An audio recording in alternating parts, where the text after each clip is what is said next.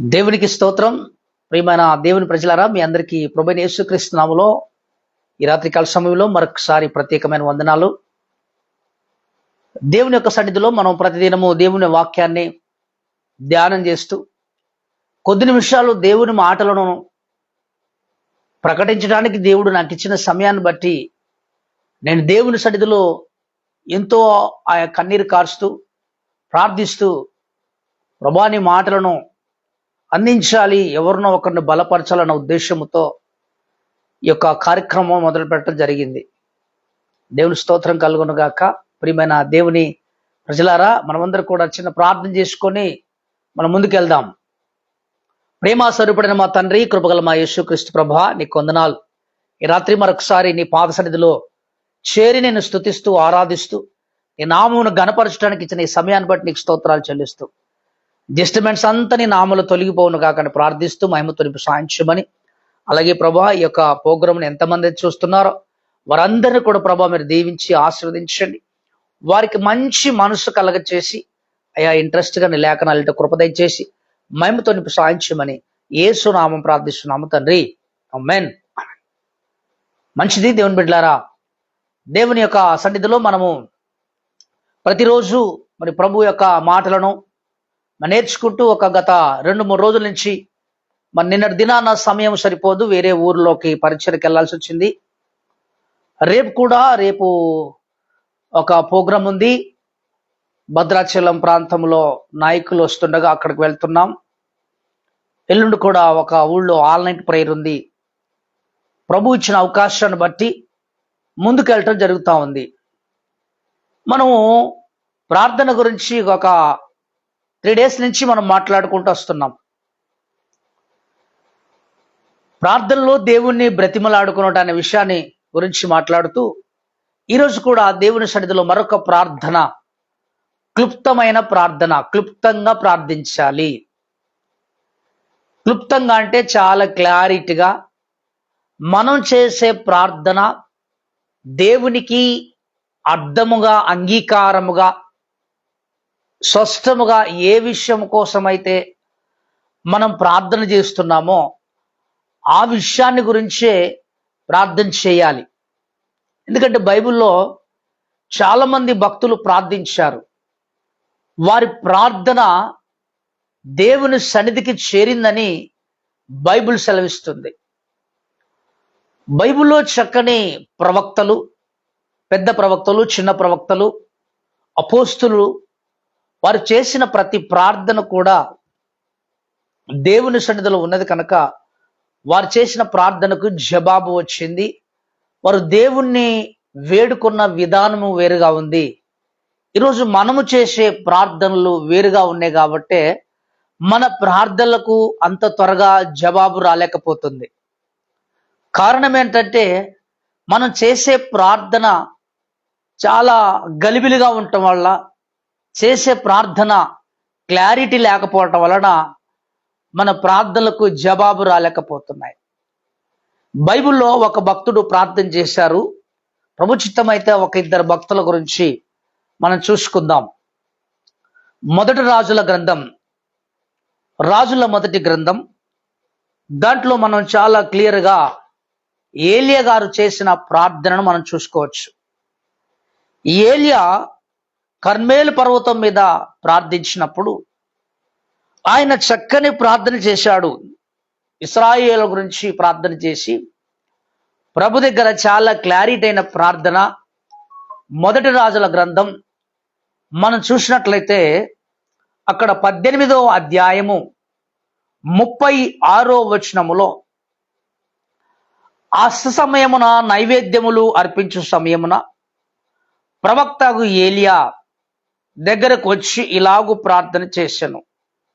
యెహోవా, అబ్రహాము, ఇస్సాకు, ఇశ్రాయేలు దేవా, ఇశ్రాయేలు మధ్య నీవు దేవుడవై ఉన్నావని, నేను నీ సేవకుడై ఉన్నానని, ఈ కార్యములు నీ సెలవైతే చేసితివనియు ఈ దినమును కనుపరచుమని ప్రార్థన చేశాడు. ఈ కర్మేలు పర్వతం మీద ఏలియా దేవుని సన్నిధిలో కూర్చొని ప్రార్థన చేస్తూ అబ్రహాము, ఇస్సాకు, ఇశ్రాయేలు దేవా అని దేవుణ్ణి ఆయన ఘనపరచడం ప్రారంభిస్తున్నాడు. అబ్రహాము, ఇస్సాకు, ఇశ్రాయేలు దేవా అని చక్కగా దేవుణ్ణి ఆయన స్మరిస్తూ దేవుని సన్నిధిలో చక్కని క్లారిటీ అయిన ప్రార్థన. ఇశ్రాయేలు దేవా, ఇశ్రాయేలు మధ్య నీవు దేవుడవై ఉన్నావని, ఇశ్రాయేలు మధ్య ఇశ్రాయేలుకు దేవుడవైన నువ్వు దేవుడవై ఉన్నావు, నేను నీ సేవకుడై ఉన్నానని, ఈ కార్యములన్నీ నీవు సెలవైతే. దేవుని స్తోత్రం కలుగును గాక. మనము గెత్సెమనే తోటలో కూడా యేసు ప్రభు వారు చేసిన ప్రార్థన కూడా అలాగే ఉంటది. తండ్రి, నీ చిత్తమైతేనే ఈ గిన్నెను నా దగ్గర నుంచి తొలగించమన్నాడు. అలాగే ఏలి చేస్తున్న ప్రార్థన కూడా నీ సెలవు చేతనే తీసేసితివనియు ఈ దినము కనపరచుము, యెహోవా నా ప్రార్థనను ఆలకించుము, యెహోవైన నీవే దేవుడవై ఉన్నావనియు నీవు వారి హృదయమును నీ తట్టుకును తిరగజేయుదువనియు ఈ జనులు తెలుసుకొనుటట్లుగా నా ప్రార్థనను ఆలకించుము. ఈ ప్రజలందరూ నువ్వు దేవుడవని తెలుసుకోవాలయ్యా. ఈ ప్రజలందరూ నీ వైపు తిరగాలి. అందుకనే నా ప్రార్థనను ఆలకించుము. నువ్వు నిజమైన దేవుడువు, నువ్వు ఇశ్రాయేలు, అబ్రహాము, ఇస్సాకుల దేవుడు అని ఈ ప్రజలు మిమ్మల్ని గురించి తెలుసుకొనాలి. కాబట్టి ప్రభువా నా ప్రార్థనను ఆలకించుము అని ప్రార్థిస్తున్నాడు. అంటే ఒక విషయం కోసమే, అంటే ఇశ్రాయేలు ప్రజలు దేవుని వైపు తిరగటం కోసం, ఇశ్రాయేలు ప్రజలు వారి జీవితాన్ని మార్చుకోవటం కోసం, ఇశ్రాయేలు ప్రజలకు ఈయనే దేవుడని కనుపరచు నిమిత్తము ఏలియా చేస్తున్న ప్రార్థనలో ఒక చాలా క్లారిటీ అయిన ప్రార్థన ఉన్నది. దేవుని స్తోత్రం. ఆయన ముందుగానే ఎలా కనపరుస్తున్నాడంటే, అబ్రహాం అంటే అబ్రహాముతో దేవుడు ఏ రహస్యమునో దాయలేదు. Praise the Lord. అబ్రహాము, ఇస్సాకుల ఇశ్రాయేలు దేవా, ఇశ్రాయేలుల మధ్య నీవు దేవుడవై ఉన్నావు కదయ్యా. Praise the Lord. మన కష్టం వచ్చినప్పుడు, బాధలో, నిందలో, అవమానాల్లో, వేదనలో వచ్చినప్పుడు మన పితరులు చేసిన ప్రార్థనను ఒక్కసారి జ్ఞాపకం చేసుకొని మనం ఏ అంశము నిమిత్తమైతే ప్రార్థిస్తున్నామో, ఏ పరిస్థితిని బట్టి మనం ప్రార్థిస్తున్నామో, ఏ కష్టాన్ని బట్టి ప్రార్థిస్తున్నామో, ఆ ప్రార్థించే సమయంలో దేవుని కూడా మీరు అని సంబోధించాలట, నీవు అని సంబోధించకూడదంట. అంటే రెస్పెక్ట్ చేసి ప్రభుని మనము ప్రార్థించాలి. కొంతమంది రెస్పెక్ట్ లేకుండా మాట్లాడతారు. రెస్పెక్ట్ లేకుండా మాట్లాడితే వాళ్ళ ఈగో అట్టయిపోద్ది అంటారు. ఏంటన్నా, ఏం సార్ ఎందుకు ఈ పని చేయలేదంటే అతను మాట్లాడే మాట, భాష, ఆ వైఖరి బాగలేదని చెప్తారు. మనం తండ్రి అయిన దేవుని దగ్గర కూర్చున్నప్పుడు కూడా నువ్వు అని సంబోధించకుండా మీరు అని సంబోధిస్తే గౌరవించవచ్చు. పెద్దవారు, ఈ లోకానికి సృష్టికర్తైన మన దేవుని మనము ఆయన సన్నిధిలో ప్రార్థిస్తున్నప్పుడు ఏలియా చేసిన ప్రార్థన ఎంత క్లియర్గా రాయబడిన చూడండి. అందుకు ప్రార్థన ఆలకించుము, అతడు ఇలాగూ ప్రార్థన చేయుచుండగా యెహోవా అగ్ని దిగి దానబలిని, పశువులను, కట్టెలను, రాళ్లను, బుగ్గిని దయించి వేసిన కందమందున నీళ్లు ఆరిపోయెను. దేవుని స్తోత్రం. ఆకాశం నుంచి ఏలియా ప్రార్థించగానే వచ్చిందట, యెహోవా అగ్ని దిగి వచ్చిందట. ఆమేన్, హల్లెలూయా. యెహోవా అగ్ని దిగి వచ్చింది.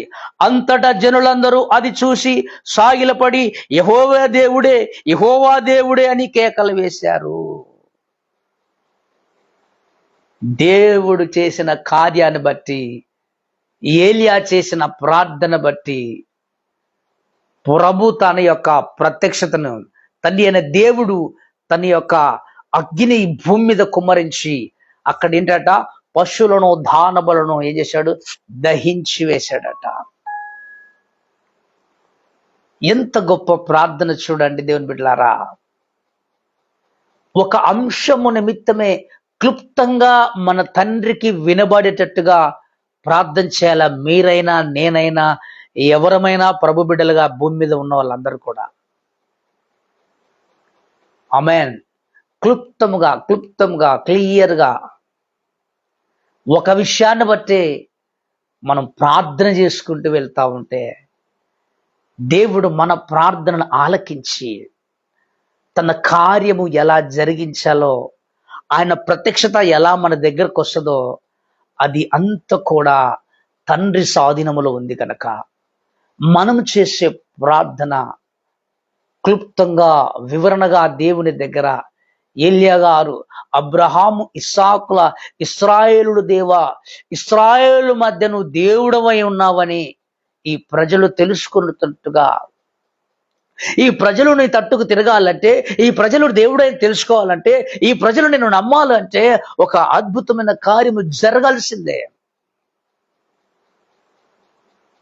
అద్భుతమైన కార్యమును దేవుడు చేశాడు.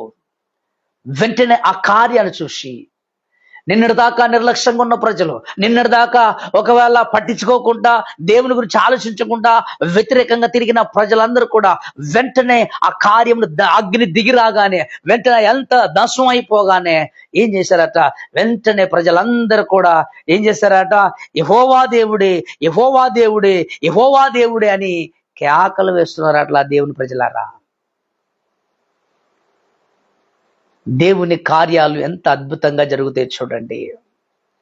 ఈరోజు చాలా మంది పరిచర్యలు దీవించబడటానికి వారు దేవుని సన్నిధిలో ఎందరో పెద్ద పెద్ద దైవజనులు, పరిశుద్ధులు, నీతిమంతులు దివారాత్రులు రాత్రింబగళ్ళు ఒక విషయం కోసం ప్రార్థన చేసి 30-40 సంవత్సరాల నుంచి కష్టములో, నిందలో, అవమానంలో, వేదలో ఉంటా వెళుతూ తిని తినక ఉండి ఉండక సొంత ఊరు గ్రామాలన్నీ వదిలిపెట్టేసి వచ్చి వారి ఉద్యోగాలు, వ్యాపార, బిజినెస్లు అన్ని వదిలేసి వచ్చి ప్రభు కోసం కష్టపడుతూ కన్నీరు కారుస్తూ ఒక ప్రత్యక్షతను చూడాలని ఉపవాసాలు నుండి ప్రార్థన చేస్తున్నారు చాలా మంది దైవజనులు. అందుకని వారు చేస్తున్న పరిచర్యను దేవుడు దీవిస్తున్నారు, వారి కుటుంబాలు దీవిస్తున్నారు, వారి సంఘాలు దీవిస్తున్నాడు. వాళ్ళ యొక్క ఏదైతే వారికి కావలసిన ఈ పరిచర్యకు సమర్థమును సమకూరుస్తున్నాడు దేవుడు.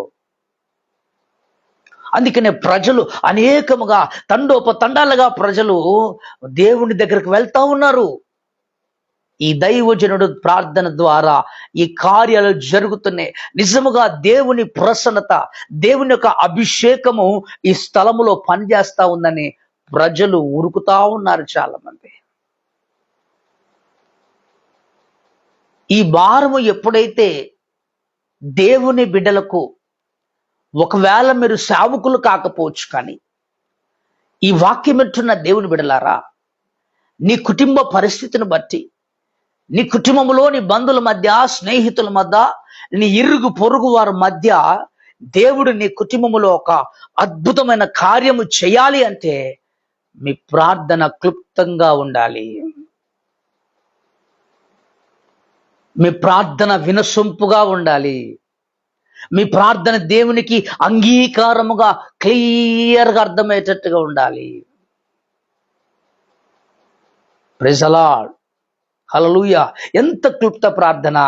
అబ్రహాము, ఇస్సాకు, ఇశ్రాయేలుడు దేవా, ఇశ్రాయేలు మధ్యను దేవుడవై ఉన్నావని ఈ ప్రజలందరూ నీ తట్టు తిరగటం కోసం అయ్యా ఈ దీన సేవకుడు చేసే ప్రార్థన ఆలకించమని వేడుకుంటున్నాడు ఏలియా భక్తుడు.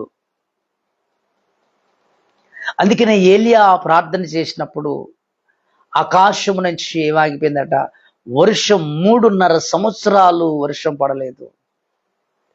కారణం ఏంటంటే దేవుని సన్నిధిలో మనం ఉండే విధానం, దేవుని సన్నిధిలో మనం కాపాడుకునే పరిశుద్ధత, దేవుని సన్నిధిలో మనం ఉండే యథార్థత, దేవుని సన్నిధిలో మనం ఉండే నీతి, అటువంటి వ్యక్తుల ప్రార్థన క్లుప్తంగా ఉంటే దేవుడు అద్భుతమైన కార్యం చేస్తాడు. వారి యొక్క జీవితంలో, వారి బిడ్డల జీవితంలో, వారి కుటుంబ జీవితంలో, వారి వ్యాపార జీవితంలో, ఉద్యోగ జీవితంలో, ఇదిగా సేవ పరిచయ విధానంలో చాలా క్లుప్తమైన ప్రార్థన ప్రభు సన్నిధికి వెళ్ళాలి. అప్పుడే దేవుని యొక్క మెరకల్ మనం చూడగలుగుతాం. ఎంత చక్కగా ఏలియా అంటున్నాడంటే ఆ మాట మీరు చూసినట్లయితే అక్కడ ఎలాగా అంటే యెహోవా దేవుడు అంటున్నారు, యెహోవాయే దేవుడు, యెహోవా దేవుడు అంటున్నాడు. 37వ వచనం చూద్దాం ఒక్కసారి. 37, యెహోవా నా ప్రార్థన ఆలకించుము, యెహోవై నీవే దేవుడవై ఉన్నావని, నీవు వారి హృదయములను నీ తట్టు తిరగజేయదు అనియు ఈ జనులకు తెలియనట్లుగా నా ప్రార్థన ఆలకించుము.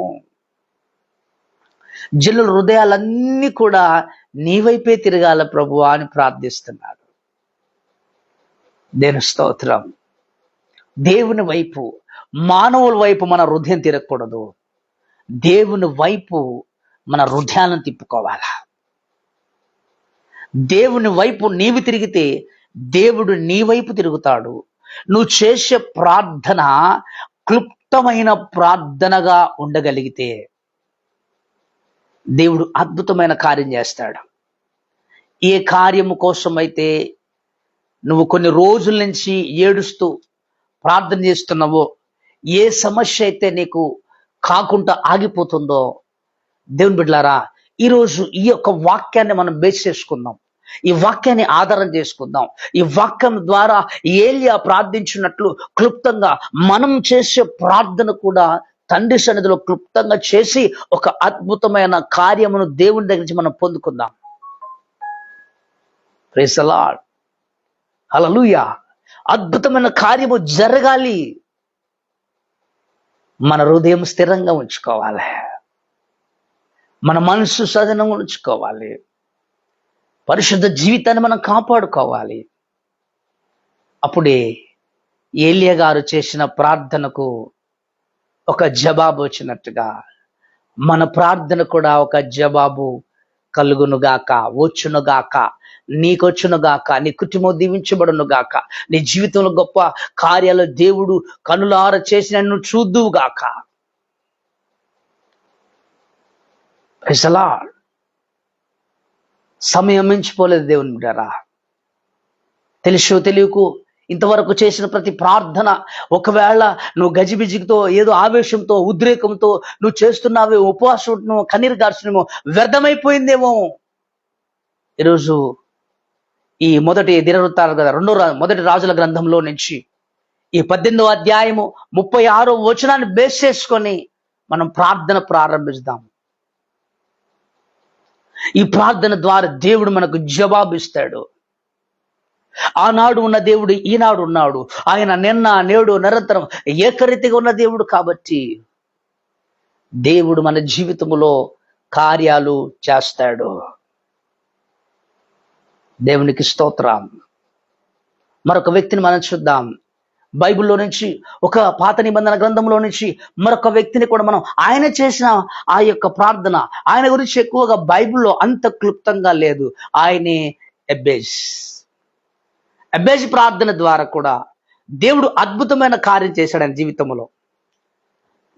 దేవుడు స్తోత్రం కలుగును గాక. మొదటి దినవృత్తాల గ్రంథం 4వ అధ్యాయము 10వ వచనంలో కూడా ఆడ చక్కగా ఈ రాజుల గ్రంథం పక్కనే దినవృత్తాంతముల గ్రంథము కూడా ఉంటది. ఈ గ్రంథములు కూడా ఎబ్బేజ్ యొక్క ప్రార్థన చేశాడు. ఎబ్బేజ్ యొక్క ప్రార్థనను దేవుడు ఆలకించాడు. ఎబ్బేజ్ చేస్తున్న ప్రార్థన కూడా చాలా క్లియర్గా, దేవుని బిడ్డలారా, చాలా క్లుప్తంగా ఎబ్బేజ్ ప్రార్థించాడు. ఈరోజు ఎబ్బేజ్ యొక్క మన విషయాన్ని చూసినట్లయితే, మొదటి దినవృత్తాల గ్రంథం 4వ అధ్యాయంలో 10వ వచనములో ఈ రీతిగా లేఖనాలు రాయబడ్డాయి. ఎబ్బేజు ఇశ్రాయేలు దేవుని గురించి మొరపెట్టి, నీవు నన్ను నిత్యముగా ఆశీర్వదించి నా సరిహద్దులను విశాలపరిచి నీ చెయ్యి నాకు తోడుగా ఉండజేసి నాకు కీడు రాకుండా దానిలో నుండి నన్ను తప్పించుమని ప్రార్థింపగా, దేవుడు అతను మనవి చేసిన దాన్ని అతనిని దయచేసెను. చూడండి, ఎబ్బేజు చాలా దుఃఖములో, వేదనలో, భయంకరమైన పరిస్థితుల్లో ఉండి ఆయన ప్రార్థిస్తున్నాడు. ఎంత చక్కని ప్రార్థన! ఇక్కడ కూడా ఏమంటున్నాడంటే, ఇశ్రాయేలు దేవుని గురించి మొరపెట్టాడట.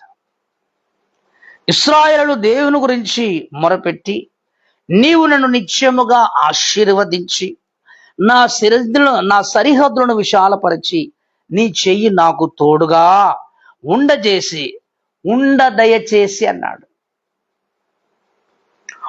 దయచేసి నాకు కీడు రాకుండా దానిలో నుండి నన్ను తప్పించుము అని ప్రార్థింపగా దేవుడు అతడు మనవు చేసిన దాన్ని అతనికి దయచేసెను. చూసారా, ఎంత ఒక్క విషయము కోసమే ప్రార్థన. దేవునికి మహిమ కలుగును గాక.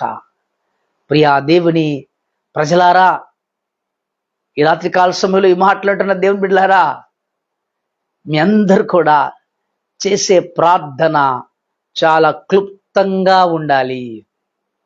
మీరైనా నేనైనా ఎవరమైనా మన జీవితంలో దేవుని యొక్క కార్యాలు చూడకపోవటానికి, మన జీవితంలో కష్టాలు పోకపోవటానికి, మన జీవితంలో అనారోగ్య సమస్యలు పోకపోవటానికి కారణం, మన జీవితంలో ఆర్థిక ఇబ్బందులు పోకపోవడానికి కారణం ఏంటంటే మన ప్రార్థన క్లుప్తంగా లేనందున.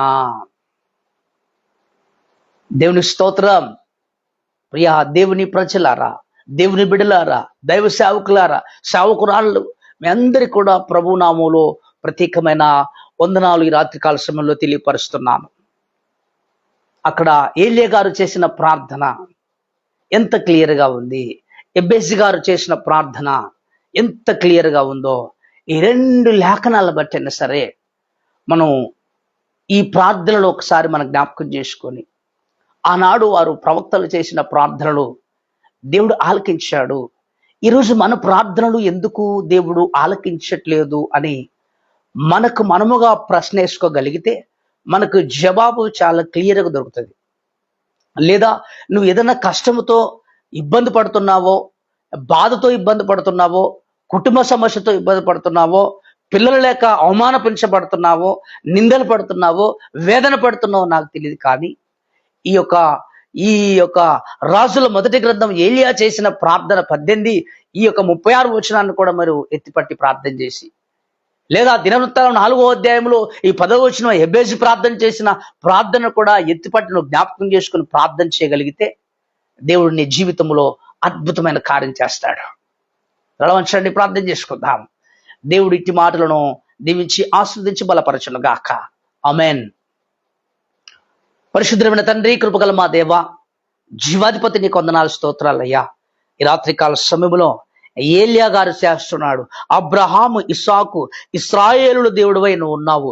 ఈ ప్రజలందరినీ తట్టు తిరగాలంటే ప్రభా నా ప్రార్థనను ఆలకింపుము అని ఏ రీతిగా వేడుకున్నాడో ప్రభా, ఈ రాత్రికాల సమయంలో ఎందరైతే నీ బిడ్డలు ఈ మాటలు వింటున్నారో, ఏ కష్టంతో ఉన్నారో, ఏ బాధతో ఉన్నారో, ఏ నిందతో ఉన్నారో, ఏ అవమానం గుట్ట వారు వెళ్తున్నారో ప్రభాన తండ్రి, వారు ప్రార్థన కూడా ఇంతవరకు ఇన్ని సంవత్సరాలు చేసిన ప్రార్థన కంటే ఇదిగో నీ మాటలను ఆధారం చేసుకొని ఈ రోజు నుంచి వారి ప్రార్థనలో ఒక మార్పు కలుగును గాక.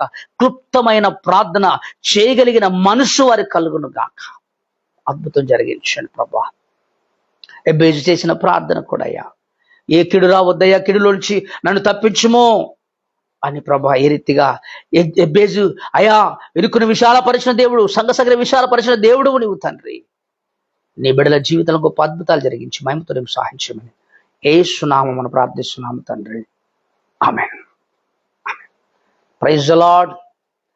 దేవుని పేరట మీ అందరికీ ప్రత్యేకమైన వందనాలు. దేవుని బిడ్డలారా, మీరందరూ కూడా మరి ఈరోజు మనం ఇంత క్లియర్గా మరి యొక్క ఏలియా గురించి, ఎబ్బేస్ గురించి మనం చూసుకున్న విషయాలను బట్టి మరి ప్రభువుని నేను ఎంతగానో స్తుతిస్తా ఉన్నాను. మీరు కూడా మీ ప్రార్థన అవసరతలు, అక్కరలు, మీ ప్రార్థన ఏదైతే ఒకవేళ దైవజనులతో ప్రార్థన చేయించుకోవాలని ఆశ ఉన్నట్లయితే ఖచ్చితంగా మన ఫోన్ నెంబర్ కూడా ఇందులో మరి మీకు అప్లోడ్ చేయడం జరుగుతుంది. ఎవరైనా మీ అవసరతల కోసం ప్రార్థించుకోవాలని ఆశ కలిగి ఉన్నట్లయితే మరి ఫోన్ చేయొచ్చు. ఒకవేళ ఇప్పుడే ఈ సందర్భంగా ఎవరైనా నోట్ చేసుకుంటే ఆ నెంబర్ కూడా మీకు చెప్తాను, మీరు నోట్ చేసుకోండి.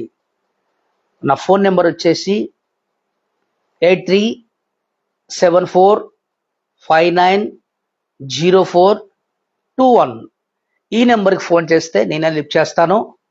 ఒకసారి ప్రార్థనలు ఉన్నప్పుడు సైలెంట్లు పెట్టినప్పుడు ఫోన్ లిఫ్ట్ కాకపోతే మరలా నేనే మీకు రివర్స్ చేస్తా, ఎవరికైనా చేస్తా. అది నాకు అట్లా దేవుడిచ్చిన అలవాటు. సో మీరందరూ కూడా మరి ప్రార్థన చేసేటప్పుడు క్లుప్తమైన ప్రార్థన మరి చేసుకొని మనం ప్రభులో సందే ముందుకు పోవాలని ప్రభు పేట మనవి చేస్తూ దేవుడి మాటలని దీవించి ఆస్వాదించును గాక. ఆమేన్. God bless you.